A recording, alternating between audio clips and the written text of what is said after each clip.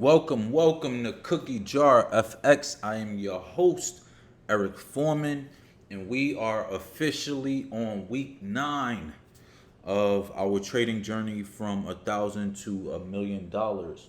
And as we keep striding and pushing along to come back from our devastating loss in August, we are looking more and more better as we approach that $1,000 mark back to break even and closing out the month pretty okay. We might not make it there from the way this week is looking like, but for the most part, we are looking pretty good, and I'm very pleased and happy with the consistency of my trading for this month. So quickly looking right, so let's go back to my midweek analysis. Finished off with 675. We were roughly at like 620 something, I believe, on Wednesday. Closed out with some pretty strong trades for pretty much the end of the week. We had closed out with Euro Aussie giving us $20. Euro Aussie again $42. Got a negative loss on the Euro dollar trade. Pound New Zealand Fed is pretty good. Pound Aussie, dollar CAD. We finished strong. I am very happy about that. So right now we're still down about 314 from the loss of the month. I will customize this from the 20th, from what we did last week up until pretty much today, and we'll see that we had a profit of roughly 206. Really, with the finance charges, $205.47 for last week. So that's phenomenal stuff. I think even for the previous week, we finished out in the green. So we'll kind of go back to the 13th, to the 20th, and just see what that's looking like. So we finished out with $85 on that. So again, just gradually and slowly chipping away, not rushing it, kind of sticking with strategy, building upon a target so I know exactly where I need to go. But as of right now, we are pretty much just down $314. So hopefully we can cut that in half by the end of this week. I'm not a huge fan of a lot of the trade opportunities currently right now. And this balance right actually should have been even bigger from my Euro Aussie trade that I had taken on Friday. I just was away from my computer in the charts. But it was like a $80 gain, $90 gain. I ended up closing it out for $40 and some change. So, yeah, should have been over 700, but hey, it's all good. Just continue to fight onward into the next chapter. So let's quickly adjust that. So we are at a 675 target. So that changes the target again from where we were, 606. All the way down to roughly in this area. I'll just count it as a 678. Being that we are pretty much at the target now. So great stuff. Just looking to break that cycle, break that $700 mark. I didn't think I'll be over the 600. I was trying to get over 500. Ended up pushing well over 650 for the week. So very pleased about that. So again, we are ahead of target by 2 days currently. So this is day 20. So right now, by the end of Tuesday, we should have been at 630. So that's pretty good on the progress. But right now, we have the next targets currently being 702, 730. So this will be Monday, Tuesday, Wednesday, Thursday, Friday. So hopefully we can get to that 814 target. We'll mark that in yellow, orange, and call it a day. So that's pretty good. From 675 to pretty much, let's just say 815. We are looking to grasp about 815 minus 675. About $140. So we should be able to do that. Let's quickly look at what pairs I am currently looking at for this week. It's not a lot. I don't really like the way the market is looking this week, to be quite honest. A lot of the moves, as I said on my midweek analysis, they were already in motion. Um, and I was in a lot of the trades from the very beginning, but obviously missed them, like getting out a little too early. So left some money on the table, and we'll learn from that. We'll get better. But right now, I have pound yen long. So I'll take a quick look at that right now. And the reason being is because this weekly got the nice bottom and tail, a little bit of a trend line here that we're getting right off the bounce of that. And I'm gonna move that up a little bit more, I guess. It's not as accurate. All right. So yeah, we got a little push up from there, from that area. Uh, my only thing is that it's not really set up as a daily cone trade. Um, and I don't think it's gonna pull back. It can pull back into the 200. That would be nice. But the main thing would be a close above this 8, and then maybe push up to the 200. But again, I don't see us mindfully reaching that. We can pull out the Fibonacci levels just to kind of see where it'll land us. So that'll be roughly about the 382. So it's possible. I can see that as a potential target. So we'll mark that real quick. Change the color into green, and just see what options I'm able to play with come this week on that. So we'll just leave that there. But that'll be a pretty reasonable target. I think it's doable. A little bit connected right to the 200. So that's about 220 pips. I don't remember the last time I actually traded a yen pair. To be honest with you, I don't usually trade them. So it'd be a little bit of a surprise if I do. But the weekly showcases off this trend line the potential to get to that and then maybe drop back down. We'll see, but I definitely have it as a pick for a short potential target. We'll see how the market opens up tonight. Next is pound New Zealand. I have that for a long as well. And pound New Zealand was one of the trades that I was in last week. Cut it short. It shot all the way up to the 50. Rejected right off of that. I wish I would have caught that. I didn't catch it though. And then we still kind of pulled back, finished off with a bottoming tail. So this move may pull back a little more. I can see that happening. Where it may need that AUDJPY, that daily AUDJPY as support. But overall, and then push up and break this 50 and go to the 200. As we usually say, that's a double scoop. This is a triple scoop. So we got the first cone trade here between the 8 and the 20, and then we got that tiny cone between the 20 and the 50, and then we're gonna go for that triple scoop possibly between the 50 and the 200. That would be huge.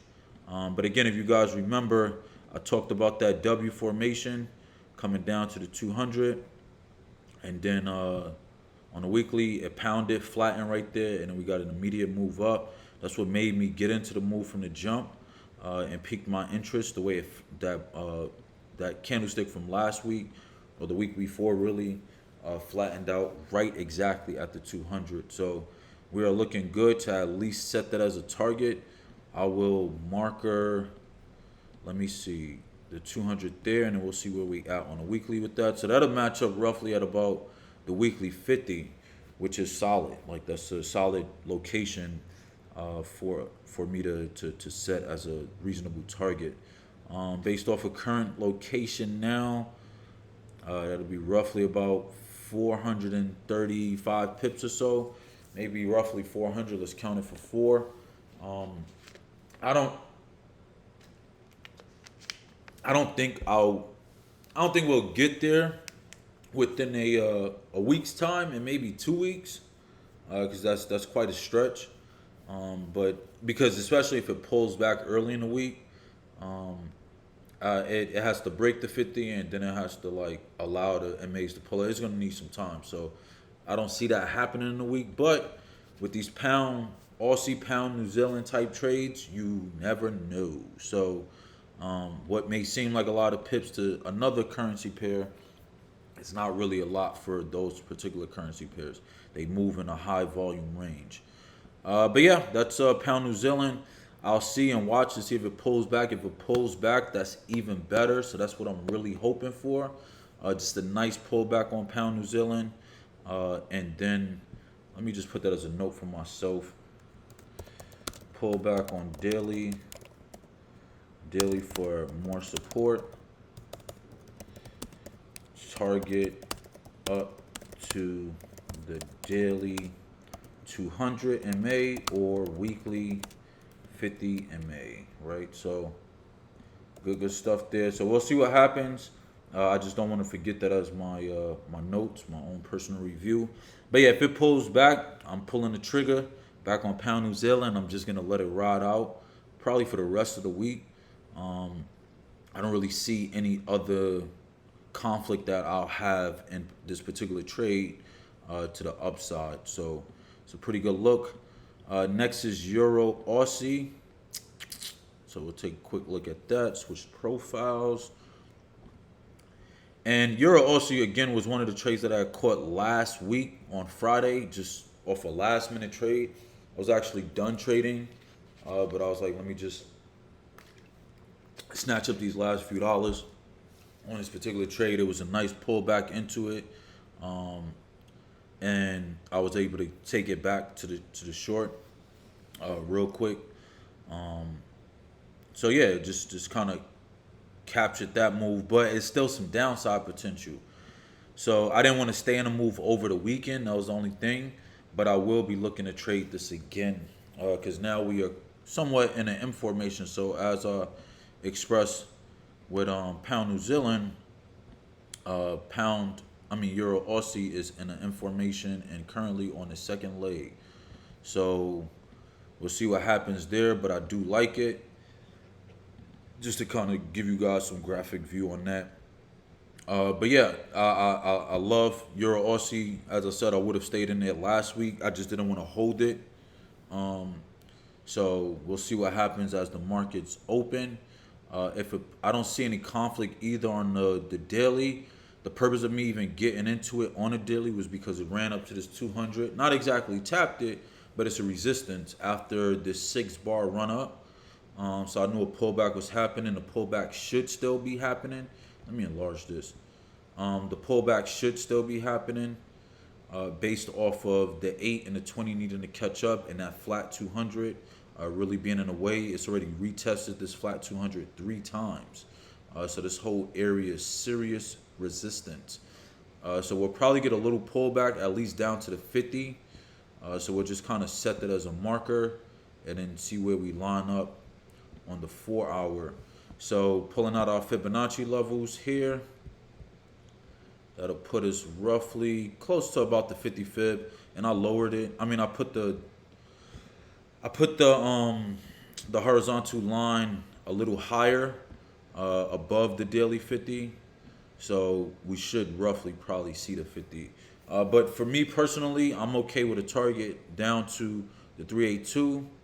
The 23.6 is pretty reasonable. It's a decent amount of pips there. That's about 52, and then the 382 is about 120 almost. On a 4-hour we're looking at, and then the 50 would be about 175. So yeah, reasonable targets there. I think the 50 fib is for sure a reasonable target. You got the 200 there. You got the 50 that's trying to catch up. It matches up with the daily 50. So yeah, I think for sure I am going to set Euro Aussie as one of my top picks as well. Final pair, we're gonna look at Aussie Yen.